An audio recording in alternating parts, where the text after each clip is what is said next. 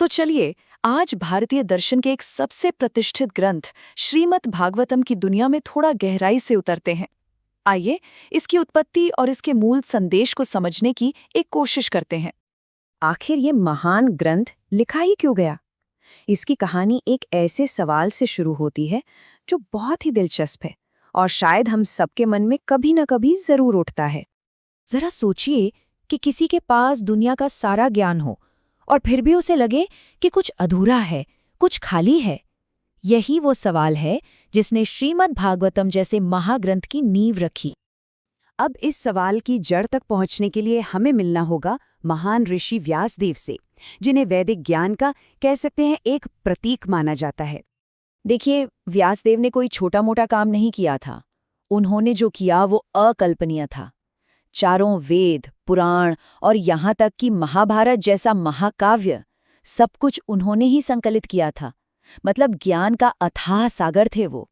लेकिन कमाल की बात यह है कि इतना सब कुछ हासिल करने के बाद भी उनके मन में एक अजीब सा खालीपन था, एक गहरी बेचैनी जिसका उनके पास कोई जवाब ही नहीं था। और इसी खालीपन का हल ढूंढते हुए उनकी मुलाकात हुई अपने आध्यात्मिक गुरु देवर्षि नारद से। बस यहीं से सब कुछ बदलने वाला था। नारद मुनि पहुंचे और उन्होंने एक ही नज़र में समस्या की जड़ पकड़ ली। वो समझ गए कि व्यासदेव की परेशानी ज्ञान की कमी से नहीं है, बल्कि उस ज्ञान के फोकस की है। उन्होंने अब तक धर्म, अर्थ, काम, मोक्ष इन सब पर तो खूब लिखा था, पर एक बहुत जरूरी चीज छूट रही थी। तो नारद ने उन्हें एक बहुत ही सीधा और गहरा उपाय बताया। उन्होंने कहा, देखो, तुम्हारे काम में परमेश्वर की जो व्यक्तिगत लीलाएं हैं उनका गुणगान नहीं है। तो सलाह ये थी कि एक नया ग्रंथ लिखो जो सिर्फ और सिर्फ इन्हीं दिव्य लीलाओं पर केंद्रित हो, क्योंकि यही है सच्ची तृप्ति का रास्ता और इसी से सबका भला होगा। तो अब सवाल ये उठता है कि ये परमेश्वर हैं कौन, जिनके गुणगान के लिए एक पूरा का पूरा ग्रंथ लिखने की सलाह दी जा रही है। और यहीं श्रीमद् भागवतम की शुरुआत एक बहुत बड़े रहस्य से पर्दा उठाती है। ये ग्रंथ भगवान को कोई एब्स्ट्रैक्ट पावर या निराकार शक्ति नहीं बताता। ये सीधे सीधे परिभाषित करता है कि भगवान मतलब आदि प्रभु श्री कृष्ण। और ग्रंथ का जो मूल दावा है वो यही है कि श्री कृष्ण ही हर चीज के स्रोत हैं। सृष्टि, पालन, संहार, सबका अंतिम स्रोत वही हैं। यहाँ तक कि जितने भी दूसरे दिव्य अवतार हैं वो भी उन्हीं से आते हैं। वो सभी कारणों के परम कारण हैं। तो चलिए वापस व्यासदेव की कहानी पर आते हैं। उनकी जो आध्यात्मिक असंतुष्टि थी उसका समाधान कैसे मिला? अच्छा, इसका जवाब छिपा है भक्ति के मार्ग में। देखिए, ग्रंथ में बताया गया है कि ये जो भौतिक जीवन है इसमें 3 तरह के दुख होते हैं, जिन्हें त्रिविध ताप कहते हैं। कुछ दुख हमारे अपने मन और शरीर से आते हैं, कुछ दूसरे जीवों की वजह से मिलते हैं और कुछ कुदरती आफतों से। अब सवाल है, इनसे पार कैसे पाया जाए?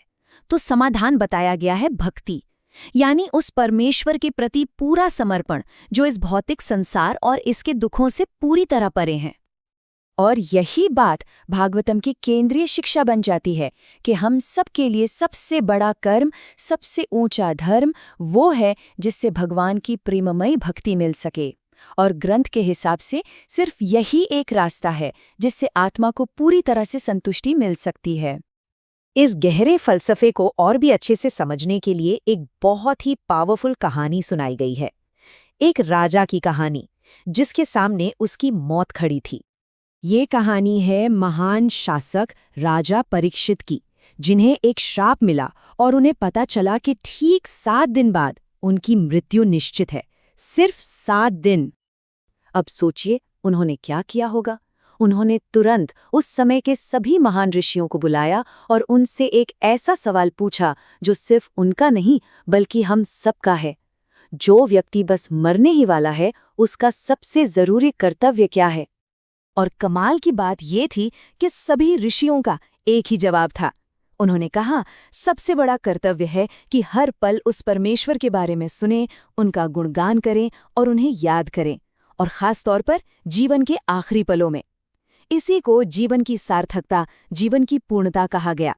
और जानते हैं राजा परीक्षित को उनके अंतिम 7 दिनों में कौन सा ग्रंथ सुनाया गया था? जी हाँ, यही श्रीमद् भागवतम। इसी वजह से इसे निर्मल पुराण भी कहते हैं, यानी बेदाग पुराण। क्योंकि इसे लिखा ही गया था जीवन के इस सबसे बड़े सवाल का जवाब देने के लिए। तो आखिर में श्रीमद् भागवतम हमें इसी एक गहरे सवाल के साथ छोड़ जाता है कि सच्ची संतुष्टि का स्रोत आखिर है क्या? क्या वो दुनिया की चीजों को इकट्ठा करने में है या फिर अपने अंदर के आध्यात्मिक जुड़ाव में? शायद इसका जवाब हम सबको अपने अपने भीतर ही खोजना होगा।